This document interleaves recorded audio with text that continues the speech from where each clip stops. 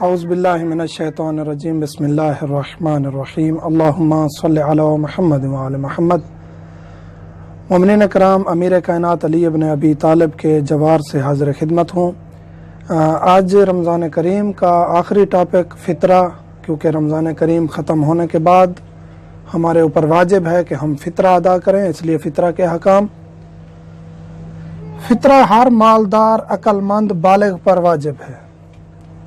ہر اس شخص پر فطرہ واجب ہے جو اپنے اخراجات اور اپنے بچوں کے اخراجات پورے کر سکتا ہے، چاہے اس کی سیلری ہے، چاہے اس کی زراعت ہے، چاہے اس کا کوئی بھی بزنس ہے۔ کسی نہ کسی طریقے وہ اس کی تجارت اور اس کی انکم ایسی ہے کہ وہ اپنے اہل و عیال کا خرچہ پورا کر سکتا ہے، اس پر فطرہ نکالنا واجب ہے۔ عقل مند ہونا شرط ہے، یعنی جو مجنوں ہے، جو خدا نخواستہ پاگل ہے، اس پر فطرہ نکالنا واجب نہیں ہے اپنے لیے۔ اور بالغ ہونا شرط ہے جو فطرہ نکال رہا ہے۔ اس کے بعد دوسری شرط یہ ہے، تمام اہل و عیال کا فطرہ جو آپ کے نان و نفقے میں ہیں، چاہے وہ چھوٹا ہے، بڑا ہے، مومن ہے، کافر ہے، غلام ہے یا مہمان ہے، ہر اس شخص پر اپنا اور اپنے اہل و عیال کا فطرہ نکالنا واجب ہے۔ اہل و عیال میں وہ شامل ہو جائیں گے جس طرح آپ کا ایک غلام ہے جو آپ کے پاس رہتا ہے، جو کھاتا پیتا آپ کے پاس ہے، آپ کا اپنا اس طرح کہیں کہ 24 گھنٹے آپ کے پاس رہنے والا غلام ہے، اس کا، اپنے بچوں کا، اپنے والدین اگر آپ کے پاس رہ رہے ہیں، آپ کا ان کا نان و نفقہ آپ پر واجب ہے تو ان کا فطرہ بھی آپ نکالیں گے، چاہے وہ بزرگ ہیں یا چھوٹا بچہ بھی ہے۔ ہاں، جو خاتون پریگننٹ ہے، جو پیٹ میں بچہ ہے، اس کا فطرہ واجب نہیں ہے۔ جو چھوٹا بچہ ہے، پیدا ہو چکا ہے، چاہے جتنا بھی چھوٹا ہے، اس کا فطرہ بھی واجب ہے۔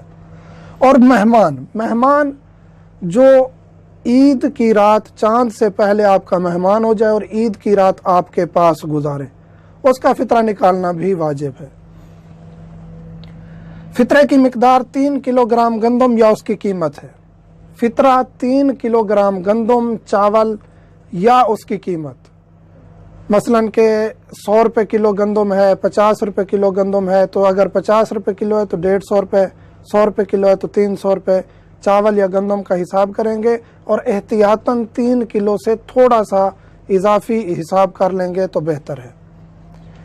یہ فطرہ ہم اس کو دیں گے جو مومن مستحق ہے، کسی اور دینی کام کے لیے نہیں لگا سکتے، مومن کو دیں گے۔ اور وہ مومن جو مسکین ہے اور مستحق ہے، اور افضل یہ ہے کہ دین پر خرچ کرے، دین پر یہ فطرہ خرچ ہو، دیندار پر خرچ ہو، یا اس مومن کو دیا جائے جو دیندار ہے، علم رکھتا ہے، فضیلت رکھتا ہے، اس کو دیا جائے۔ اور سب سے پہلے اپنا معاشرہ ہے، اپنے قریبی جو مستحق ہیں ان کو دیا جائے۔ اگر قریب میں کوئی مستحق نہیں ہے تو پھر اپنے علاقے میں، اگر اپنے علاقے میں بھی مستحق نہیں ہے تو پھر دوسرے علاقے میں فطرہ دیں گے۔ ایک شخص کو کم سے کم ایک فطرہ دیں گے۔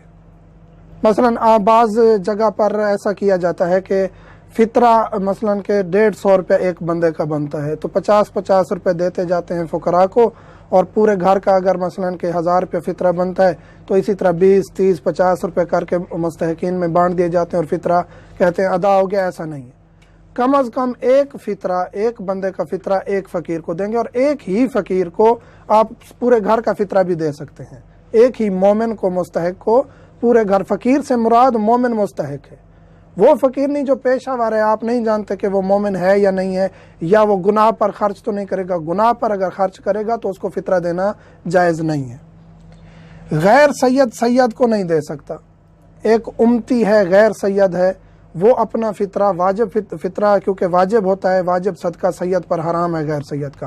ہاں، اگر سید غیر سید کو دے دے تو کوئی حرج نہیں، سید کو بھی دے سکتا ہے، غیر سید کو بھی دے سکتا ہے، غیر سید امتی سید کو اپنا فطرہ نہیں دے سکتا۔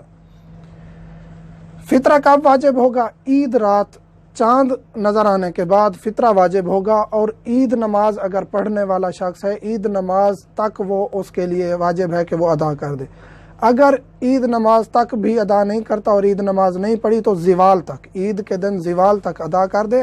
اگر زوال تک بھی ادا نہیں کیا تو اس کے بعد فقط قربتاً اللہ کی نیت سے وہ فطرہ دے گا، اس پر واجب ہے، فطرہ دینا واجب ہے، معاف نہیں ہے۔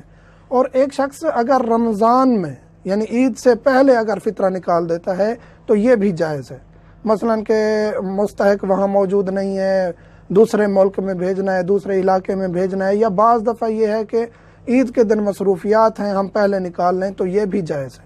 مستحب یہ ہے کہ اگر آپ پہلے دے رہے ہیں تو قرض کی نیت سے دیں، اور عید والے دن حساب کر لیں کہ ہم اس قرض کو فطرے کے طور پر ادا کر رہے ہیں، یہ مستحب ہے۔ ویسے اگر فطرے کی نیت سے بھی دے دیں گے رمضان کے دوران تو وہ بھی ادا ہو جائے گا۔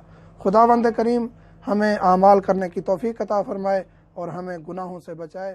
والحمدللہ۔